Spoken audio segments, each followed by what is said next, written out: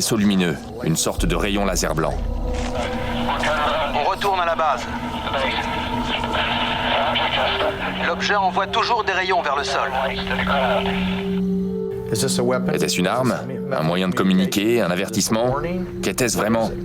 Et soudain, il a disparu. Sur le moment, j'aurais préféré ne pas être impliqué.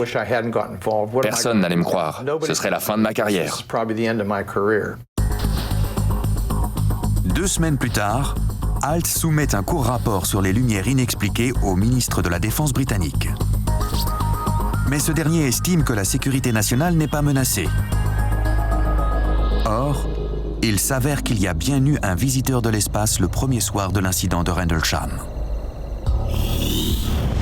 Cette affaire n'aurait jamais eu lieu s'il n'y avait pas eu une boule de feu cette nuit-là. Une météorite presque aussi lumineuse qu'une pleine lune.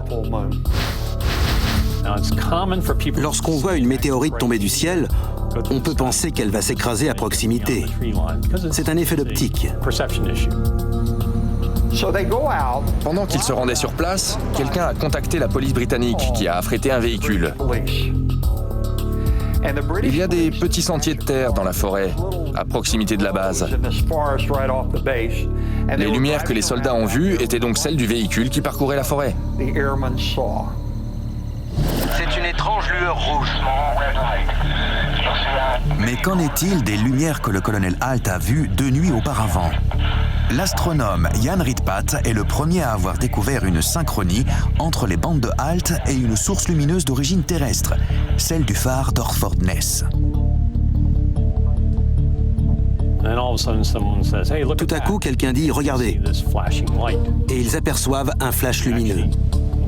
Si on filme le phare en synchronisant la bande du colonel HALT, on remarque qu'à chaque fois qu'il aperçoit le faisceau, la lumière du phare balaye le site. Il y a une lumière. Et la revoilà.